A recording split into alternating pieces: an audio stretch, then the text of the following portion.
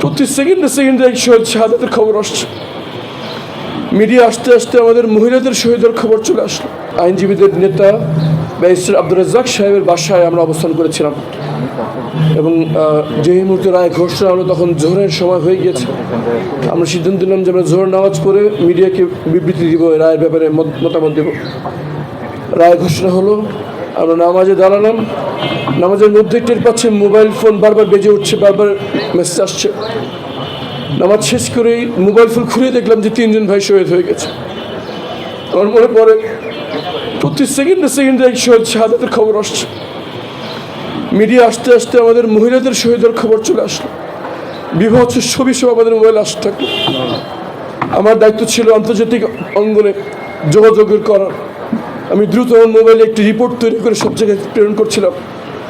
আমার হাত কাঁপছিল, চোখ দিয়ে পানি ঝরছিল, নিজের ভিতরে চরম অপরাধবোধ কাজ করছিল যে পাখির মতো নিজের হত্যা করে মানুষ মারছে, আমরা কিছুই করতে পারছি না। সবচাইতে বেশি অবাক লাগলো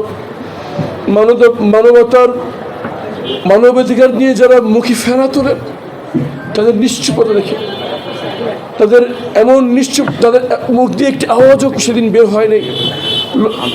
শত শত মানুষকে, নিরাপরাধ নিরস্ত্র পুরুষ নারী শিশুকে হত্যা করা হয়েছে। সেদিন ফ্যাসিবাদী আওয়ামী ফ্যাসিবাদী সরকার এটি দেখাতে চেয়েছিল যে তাদের পক্ষে কেউ নাই। আমরা দেখবো না কি কোন ধর্মের, আমরা দেখবো না কি কাপড়, কে কি কাপড় পরে, কে কি, কার গায়ের রং কি, কার চেহারা কি। আমরা দেখবো শুধু মানুষ। এবং একজন মানুষের মানবাধিকার ক্ষুণ্ণ হলে আমরা সবাই এমনভাবে দাঁড়িয়ে যাব যেন আমার মানবাধিকার ক্ষুণ্ণ হয়েছে।